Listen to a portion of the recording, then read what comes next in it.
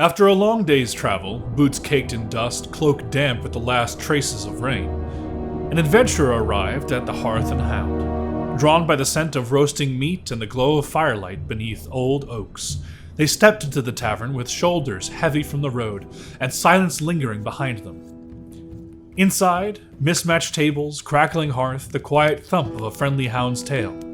It wasn't long before a seat opened near the fire, across from a road-worn stranger, with well-used satchel and the air of someone who'd seen too many sunsets to be surprised by much. A drink was poured, a space was made, and so they sat, another soul pulled in by the promise of warmth and rest. Just one more tale passing through the Hearth and Hound, ready to unfold.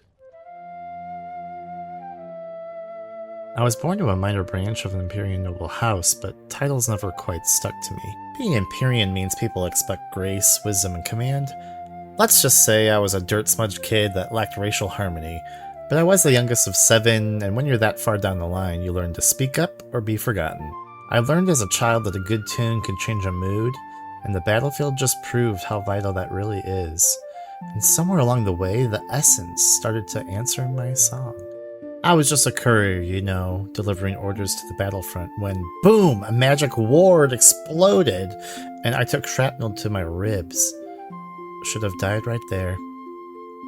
But a healer named Malith pulled me back from the edge. That's actually how we met. I wonder what became of that old pal. What's that? Oh, right.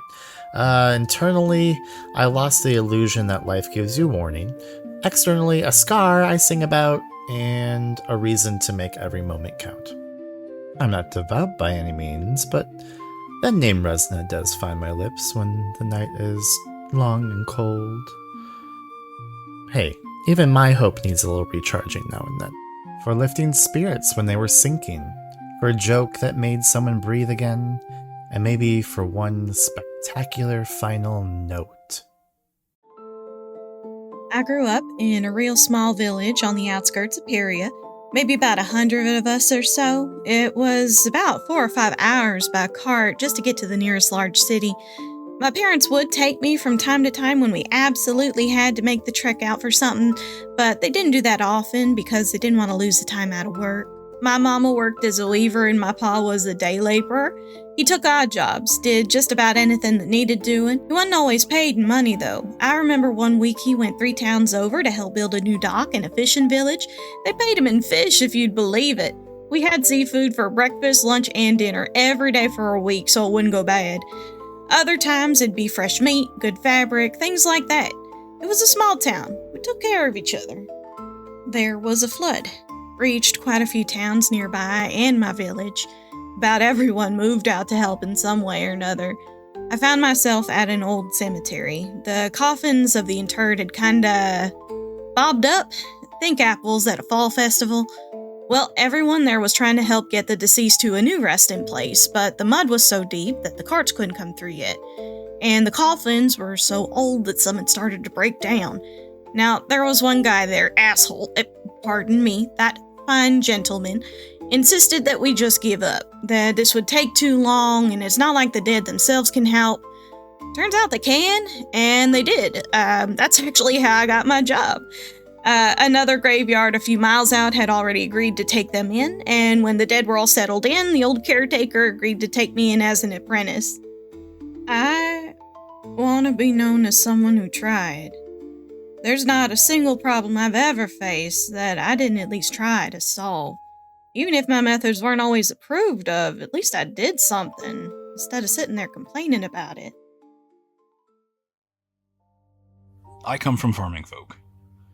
My family has a small farm in the province of Ulick. I have a couple brothers and sisters, though it always felt like we needed more with all the work we had to do around the farm. My father had this rickety shelf that he would use to store, of course, all his heaviest equipment on. I would question him about that all the time, but he would just shrug it off. But one day, when I was returning to the barn, I heard this thunderous crash, stumbled upon my father, crushed by that heavy equipment. And I knew in that moment that if I didn't do something, he was going to die. I cried and I prayed and I shouted and I wanted him to live. His wounds started to close and he healed. One of the divine must have heard me that day. I've been trying to do good by then ever since. Of the 7, I follow Resna. Hope is something that should never be abandoned in these trying times. I think this world should be left a lot better the way we entered it. And hopefully, I've made even just the slightest push to making this world a better place, rather than worse. The road offers so much silence. For a time, I welcomed it. There's a certain clarity and stillness when it is yours. But lately that silence, it lingers, it echoes, not with peace, but with absence. And when absence begins to sound like her voice fading, you start to miss the noise. I am called Whisper, and tonight I walk through that door because for once I needed the silence to belong to someone else. I served once. I played for the Grey Sentinels. We were the hand behind the curtain keepers of balance, if you believe in such things. I enforced what others merely wrote. My work, it required precision. It still does. But there was a moment years ago when my blade failed. She died. Her name was Talia. I was supposed to protect her. And instead, I arrived only in time to see the life fade from her eyes.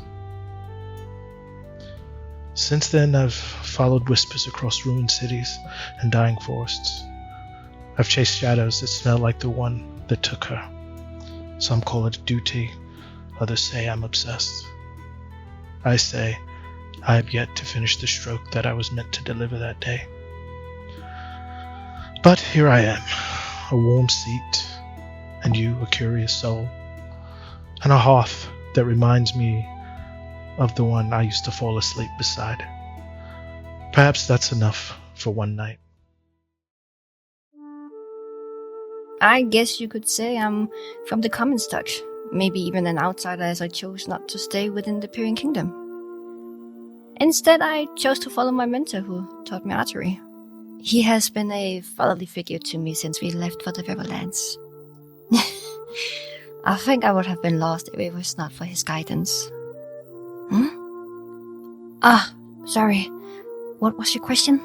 I mean, I have heard what the corruption does to the wilds, the animals, and even the land itself. It's horrific.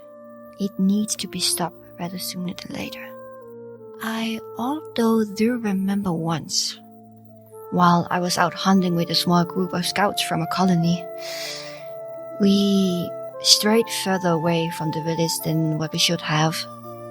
We found these old ruins. Looked like a good place to rest at first. We stayed there for a bit and scouted out the area. We found out that one of the last standing stone walls had these unnatural red vines winding up from the soil that looked out of place. It had a dark purple tint, like old bruises in the dirt. I told the others not to touch it. It felt off, like a trap or something laced with foul magic. I'm almost certain now what we saw that day was it.